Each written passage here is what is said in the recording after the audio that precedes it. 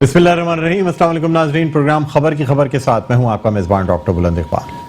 नाज़रीन, आज सबसे पहले हम बात करना चाहेंगे काश्तकारों के हवाले से, और आपको बताते चलें कि सिंध हुकूमत की जानिब से काश्तकारों को पीपल्स हारी कार्ड देने का फैसला किया गया है। ये पीपल्स हारी कार्ड जो है ये मुतारिफ कराया गया है, और इस हवाले से प्रेस कॉन्फ्रेंस करते हुए आज सूबाई वज़ीर ज़राअत इस्माइल राहू का ये कहना था कि गंदम की जो काश्त हुई है वो रिकॉर्ड काश्त है, इस पर सब्सिडी दी जाएगी। तकरीबन 3 अरब रुपए की सब्सिडी जो है वो हारियों को और काश्तकारों को फराहम की जाएगी। दूसरी जानिब उनका ये भी कहना था कि वफाकी हुकूमत की वजह से काफ़ी नुकसान हो रहा है। एक तरफ तो सिंध का जो पानी है वो कम कर दिया गया है, दूसरी जानिब गंदम की बम्पर क्रॉप होने के बावजूद भी गंदम को यानी इम्पोर्ट करना ये समझ से बाहर है। इसी वाले से हम बात करना चाहेंगे। इस वक्त हमारे साथ ऑनलाइन मौजूद हैं, बल्कि हम राब्ता कायम करने की कोशिश कर रहे हैं सूबाई वज़ीर ज़राअत इस्माइल राहू से, जिनसे हम जानेंगे कि ये जो पीपल्स हारी कार्ड दिया जा रहा है ये क्या है और किस तरीके से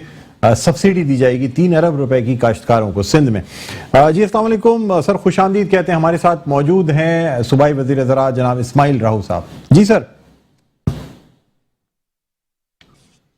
इस्माइल राहू साहब, मेरी आवाज़ सुन सकते हैं सर आप? जी सर। जी इस्माइल राहू साहब, ये जो हारी कार्ड मुतारिफ कराया गया है इस हवाले से बताइएगा कि किस तरीके से सब्सिडी दी जाएगी।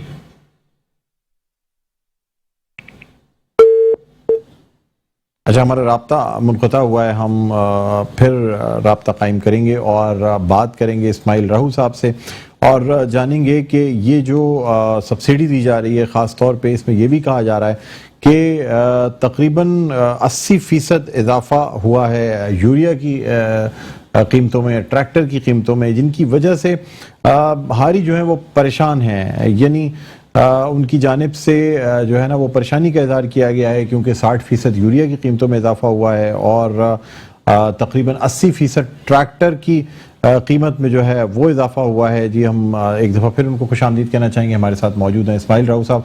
अस्सलाम वालेकुम सर, खुशामदीद कहते हैं प्रोग्राम खबर की खबर में।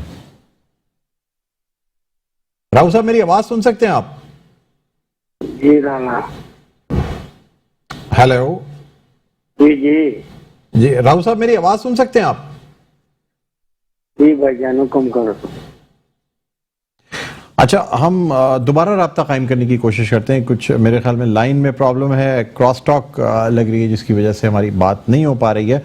तो हम फिर से एक दफ़ा राब्ता कायम करेंगे। इस्माइल राहू जो कि सूबाई वज़ीर ज़राअत हैं, और ख़ास तौर पे आपको ये भी बताते चलें कि यानी ये जो सिंध में जो ये हारी कार्ड देने का फ़ैसला किया गया एक बड़ा कदम है, और इस हवाले से पहले भी बात की गई थी, लेकिन अब सिंध में हारियों को जो है वो पीपल्स कार्ड दिया जाएगा और उनसे जो है ना फिर यानी जो बम्पर क्रॉप हुई है उस हवाले से जो है वो बात की जाएगी। बहरहाल नाज़रीन, आज ये प्रेस कॉन्फ्रेंस की गई है और इस प्रेस कॉन्फ्रेंस में यानी जो बताया गया है कि ये तमाम फैसले किए गए हैं। तकरीबन जो काश्तकार हैं उनको 145 यानी यूनिट के सोलर पैनल्स जो हैं वो भी ट्यूबवेल्स जो है ना वो लगा कर दिए जाएंगे ताकि एनर्जी जो है वो कंजर्व की जा सके, यानी एनर्जी को बचाया जा सके। इस वक्त हमारे साथ लाइन पर हैं सूबाई वज़ीर ज़राअत जनाब इस्माइल राहू साहब। अस्सलाम वालेकुम सर, खुश आमदीद कहते हैं प्रोग्राम खबर की खबर में। सलाम जी सर, आज जो ये यानी आपने प्रेस कॉन्फ्रेंस की है काश्तकारों के हवाले से और पीपल्स हारी कार्ड के हवाले से, क्या कहेंगे सर, ज़रा बताइएगा। देखिए, आज कुछ जो हकायक थे वो एग्रीकल्चर के हवाले से, ज़राअत के हवाले से मैंने रखे थे मीडिया के तवज्जुह से अवाम के सामने। जो हमारी वफाकी हुकूमतें जो इतने बड़े बुलंद बांग दावे करती है और जिसके ऐलानात के मुताबिक मुल्क का सारा सरमाया समझ के वो किसानों के पास आ गया है, किसान खुशहाल हो गया है, काश्तकार खुशहाल हो गया है और इतनी ज़राअत की जो है पैदावार बढ़ गई है, तो वो कुछ चीजें थी, हकीकतें हैं जो रखी है हमने। मैं समझता हूँ कि वफाकी हुकूमत इस वक्त भी, आज भी आपने देखा कि पेट्रोल की कीमतें बढ़ा दी, डीजल की कीमतें बढ़ा दी।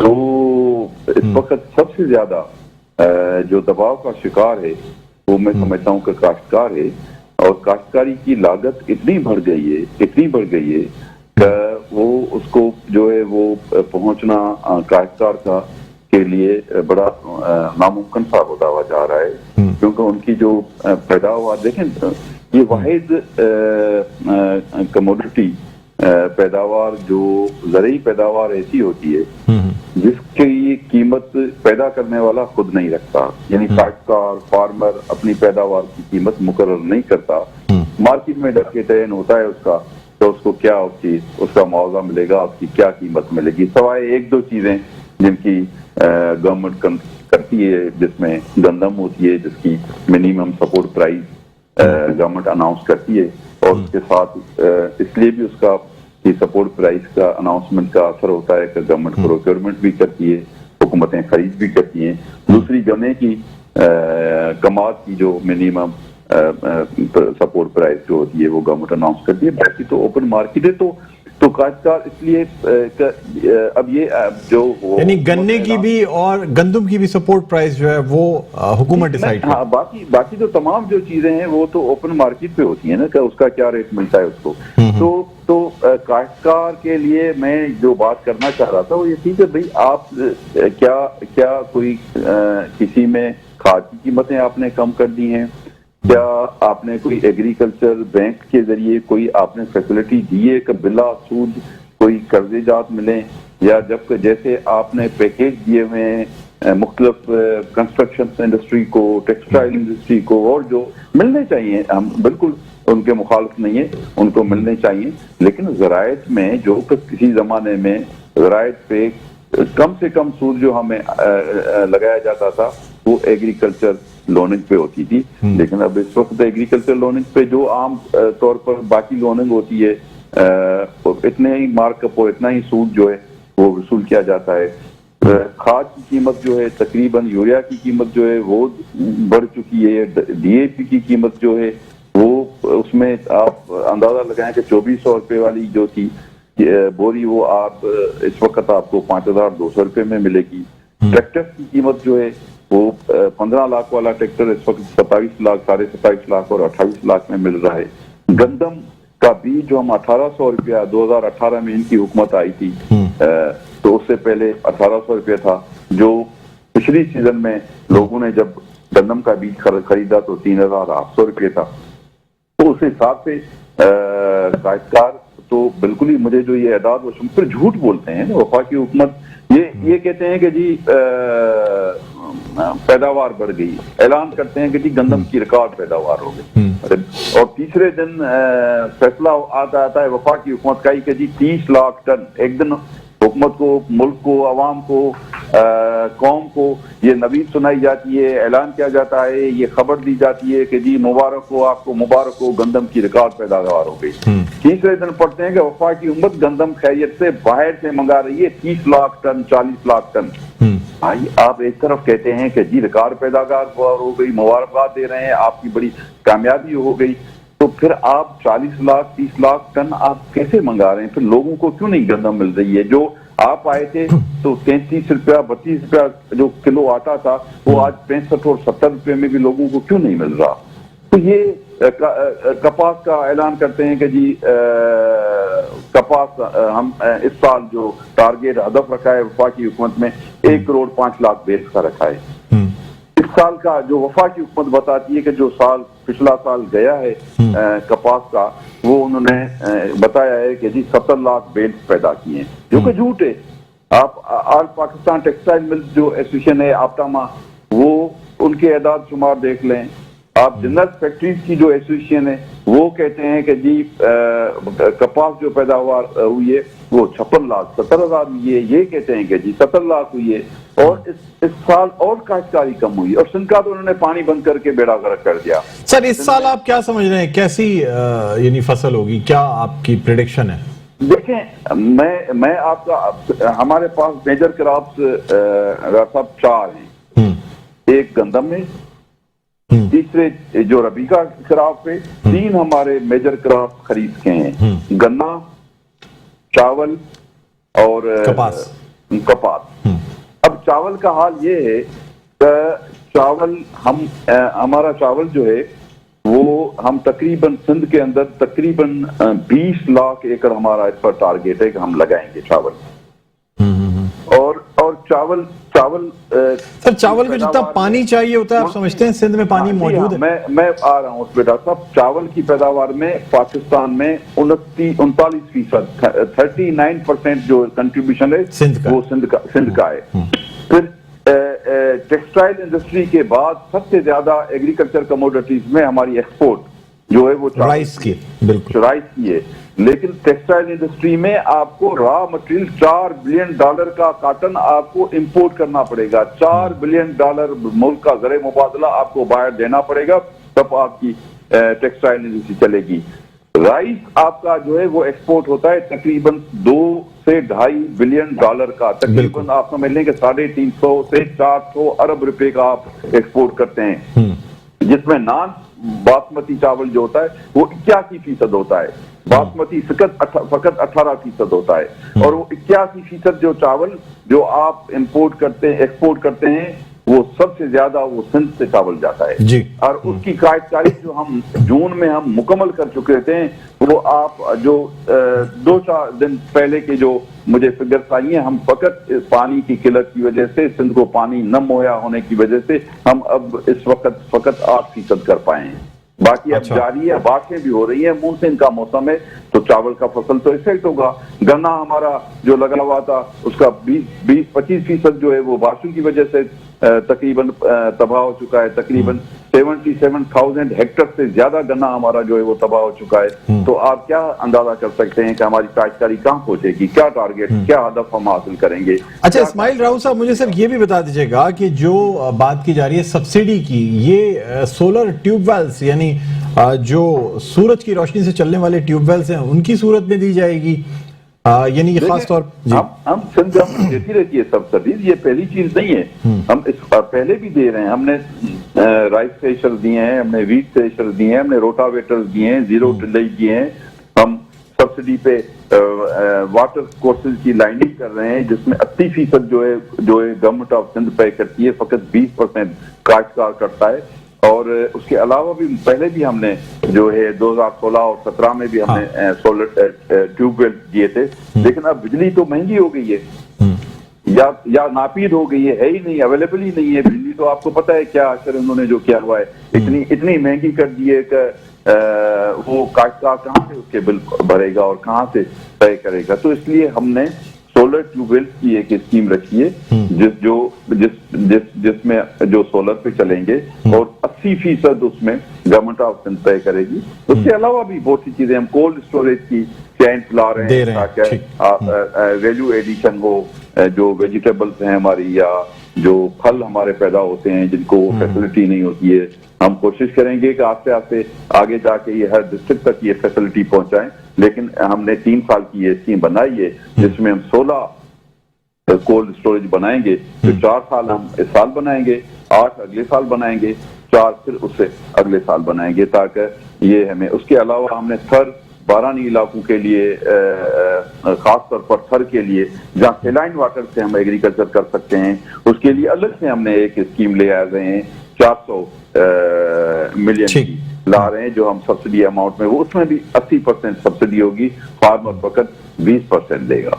ठीक है सर, बहुत बहुत शुक्रिया इस्माइल राव साहब, आपने हमारे प्रोग्राम के वक्त निकाला। नाजरीन, सूबाई वज़ीर ज़राअत इस्माइल राव हमारे साथ ऑनलाइन मौजूद थे। यहाँ एक छोटा सा वक्फा लेना चाहेंगे, वक्फे के बाद दोबारा आपकी खिदमत में हाजिर होते हैं। देखते रहिए प्रोग्राम खबर की खबर।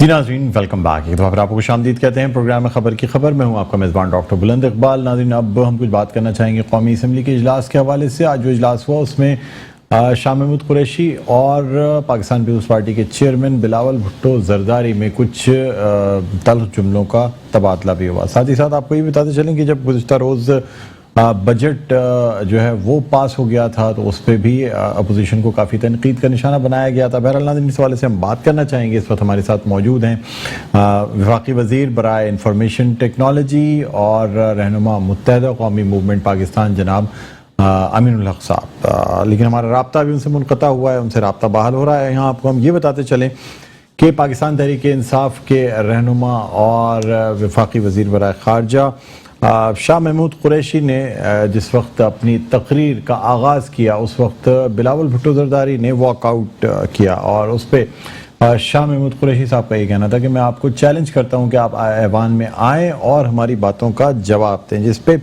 بلاول بھٹو زرداری جو کہ پاکستان پیپلز پارٹی کے چیئرمین ہیں وہ ایوان میں واپس آئے اور انہوں نے جو ہے باتیں سنی بھی اور اس کے بعد ان باتوں کا جواب بھی دیا۔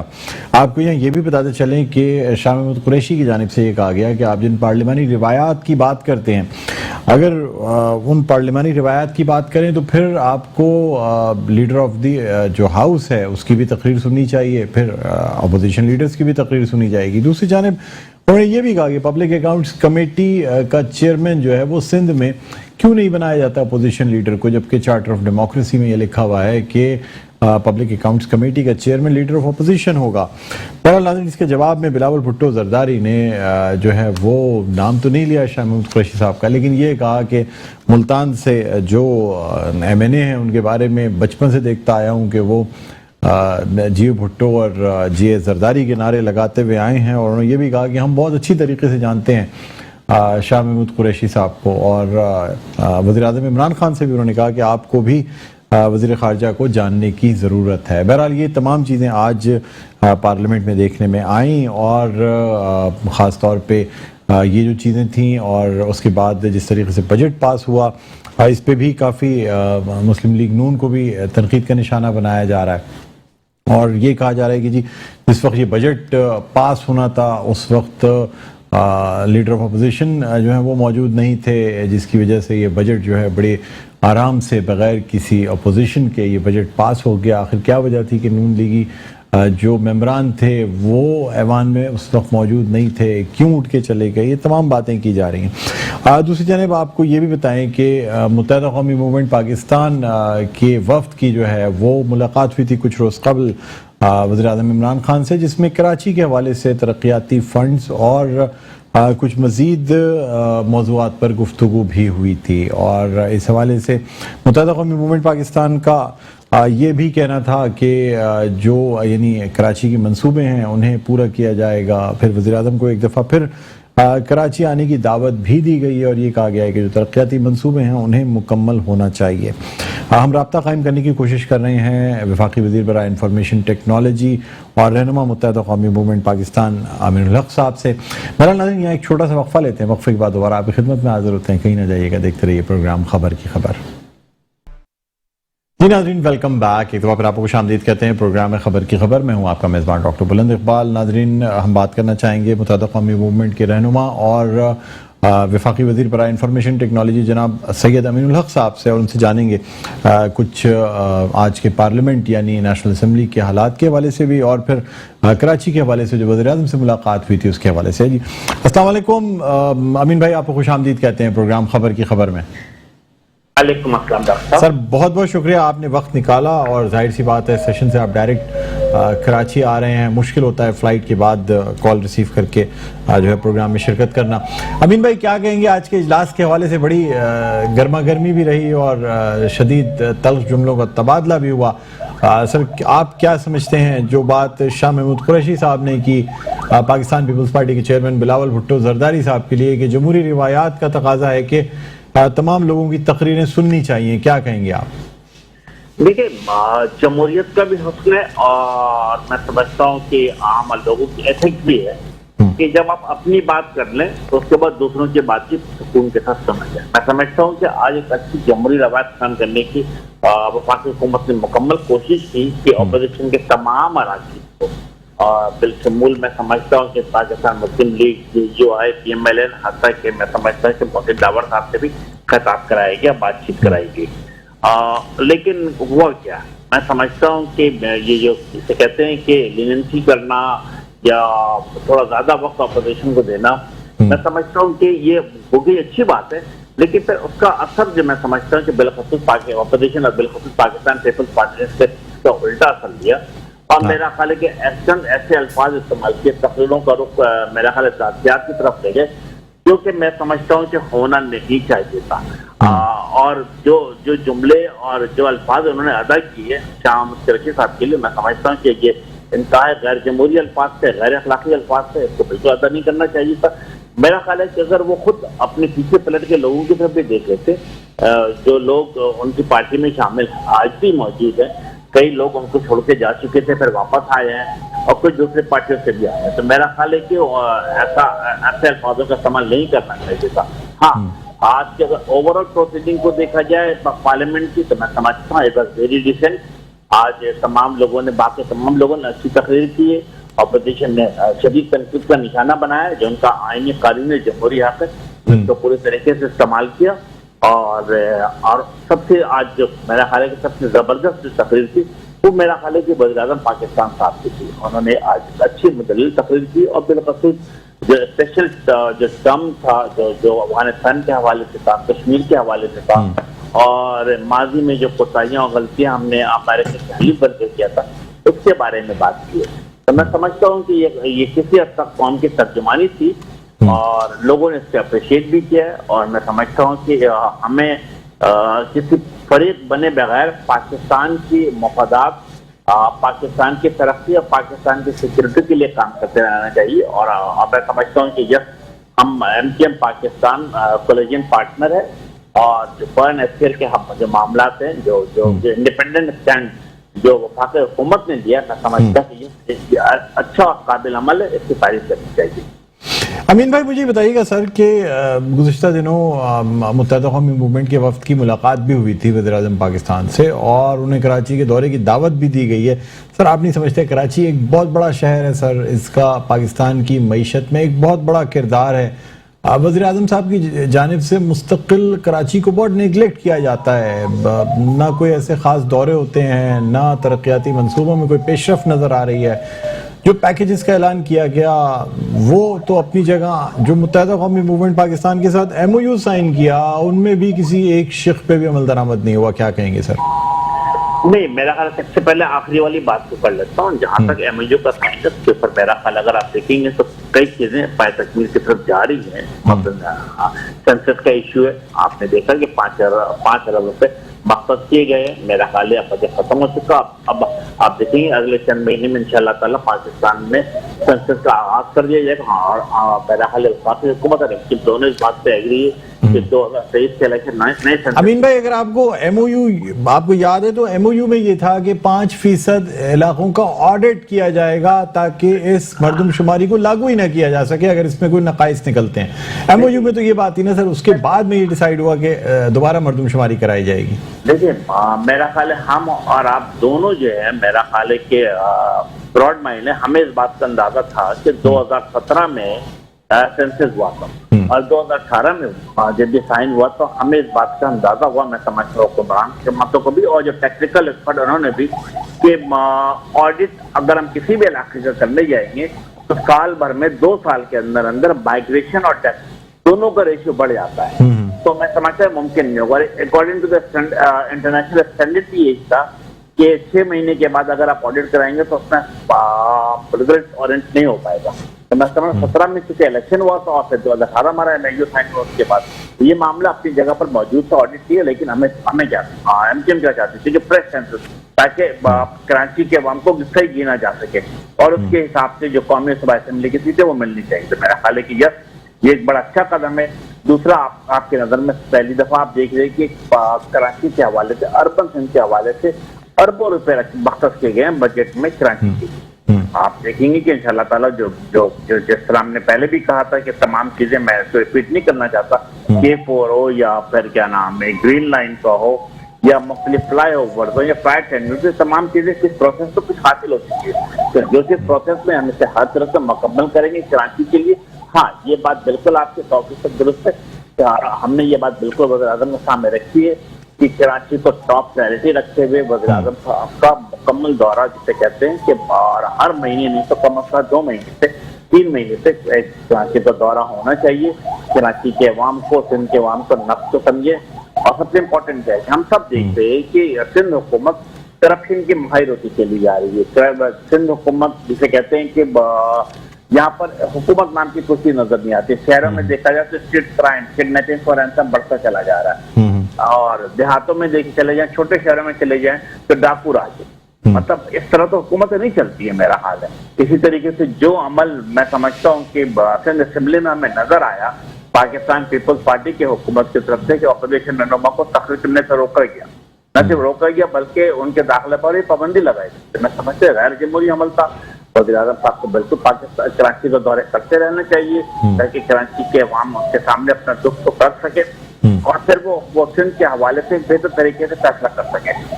امین بھائی, حیدرآباد یونیورسٹی کا سنگ بنیاد اسلام آباد میں رکھا گیا تھا. سر حکومت کو 3 سال ہو چکے ہیں. حیدرآباد یونیورسٹی کی کوئی مطلب ہمیں مستقبل میں نظر آ رہی ہے کہ اس کی تعمیر کا آغاز ہو سکے گا؟ تھوڑی سی آواز کرتی لیکن مجھے اندازہ ہے کہ آپ نے حیدرآباد یونیورسٹی کے حوالے سے جی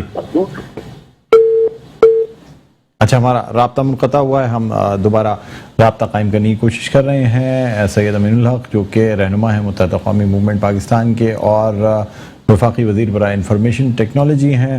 ہم ان سے یہ بھی جاننا چاہیں گے کہ خاص طور پہ جو کراچی کے ترقیاتی منصوبے ہیں جن کے لیے بہت بڑا ایک پیکج بھی رکھا گیا, ان کے حوالے سے کیا پیش رفت ہے یہ بھی جانیں گے. اور ساتھ ساتھ جس طریقے سے ایم او یو سائن کیا گیا تھا متحدہ اقوامی موومنٹ پاکستان کے ساتھ, جس میں کافی پوائنٹس موجود تھے, جن پوائنٹس میں سے شاید ہی کوئی ایک آدھ پوائنٹ پر اب تک عمل درآمد ہوتا نظر آتا ہے, لیکن اس کے علاوہ چاہے متحدہ اقوامی موومنٹ پاکستان کے آفیسز کی بات کی جائے یا مزید جو اس ایم او یو میں پوائنٹس ان کی بات کی جائے, اس پر واضح طور پر نظر نہیں آ رہا ہے کہ پاکستان تحریک انصاف کی حکومت کی جانب سے کوئی کام کیا گیا ہو.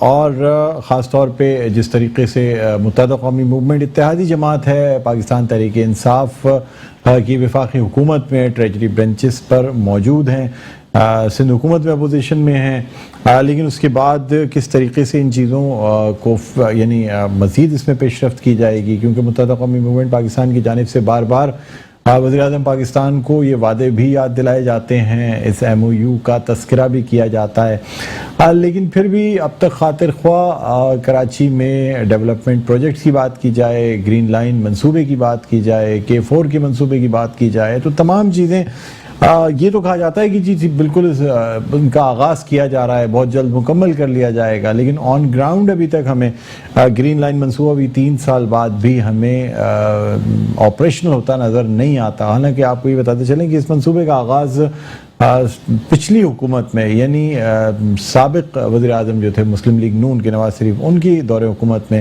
اس گرین لائن منصوبے کا آغاز کیا گیا تھا, اس کا سنگ بنیاد رکھا گیا تھا. 2 سال قبل بلکہ 1 سال کا یعنی تقریباً 1.5 سال قبل فیبری میں گورنر سندھ کی جانب سے بھی اعلان کر دیا گیا تھا کہ اس منصوبے کا آغاز کر دیا جائے گا اور اسے پراپر آپریشنل کر دیا جائے گا, لیکن اب تک ہمیں یہ بات نہیں نظر آتی کہ ماس ٹرانزٹ کوئی پروگرام جو کراچی کا ہو اس پہ کیسے عمل درآمد کیا جائے گا, یا کراچی کی بیوٹیفیکیشن کے لیے یا کراچی کو بہتر بنانے کے لیے منصوبوں کے لیے کس طریقے سے وفاقی حکومت کی جانب سے فنڈز دیے جائیں گے. آپ کو یہ بتاتے چلیں کہ ایک بڑا پیکج وفاقی حکومت کی جانب سے جس کا وزیر اعظم کی جانب سے 1100 ارب روپے کے منصوبوں کا بھی اعلان کیا گیا, لیکن یہ بھی کہا جا رہا ہے کہ جی 5 سال جب ٹرم مکمل ہوگی اس حکومت کی تو اس وقت تک یہ دعا کر سکتے ہیں اور امید کر سکتے ہیں کہ اس حکومت میں یہ تمام منصوبے مکمل کر لیے جائیں, جس میں K4 کا بھی منصوبہ ہے, جس کے اندر جو کراچی کے ڈیفرنٹ جو یوٹیلیٹیز کے منصوبے ہیں وہ ہیں. بہرحال ناظرین, اسی کے ساتھ پروگرام کا وقت جو ہے وہ اپنے اختتام پر پہنچتا ہے. ہم یہی دعا کرتے ہیں کہ کراچی کے مسائل جو ہیں انہیں حل کیا جا سکے, کراچی کے جو ترقیاتی منصوبے ہیں انہیں حل کیا جا سکے. مجھے بلند اقبال کو اجازت دیجیے, اپنا بہت خیال رکھیے گا. اللہ حافظ.